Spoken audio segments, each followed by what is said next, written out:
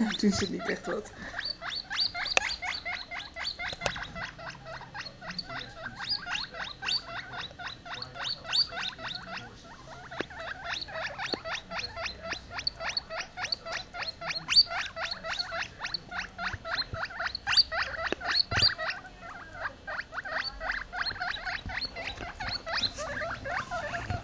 Dag oei.